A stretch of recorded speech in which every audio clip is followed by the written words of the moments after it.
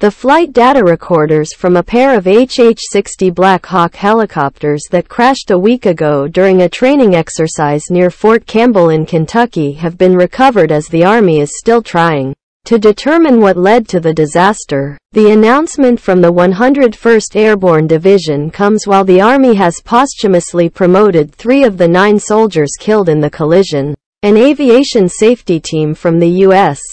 Army Combat Readiness Center from Fort Rucker, Alabama, has recovered the flight data recorders from the 2 HH-60 Black Hawks involved in a training accident on March 29, 2023, the division's Public Affairs Unit said.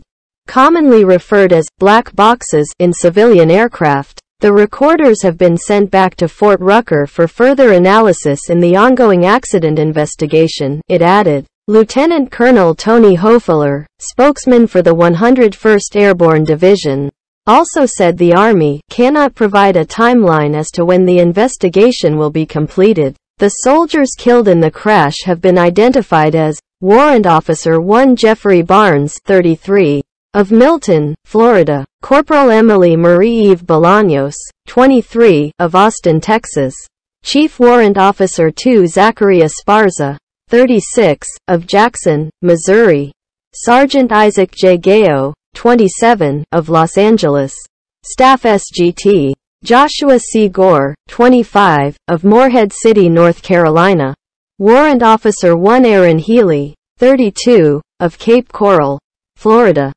Staff Sergeant Taylor Mitchell, 30, of Mountain Brook, Alabama, Chief Warrant Officer 2 Rustin Smith, 32, of Rolla, Missouri, and Sergeant David Salinas Jr., 23, of Oradell, New Jersey. On Monday, the 101st Airborne Division said Bolaños has posthumously been promoted to Sergeant, Esparza to Chief Warrant Officer 3 and Healy to Chief Warrant Officer 2.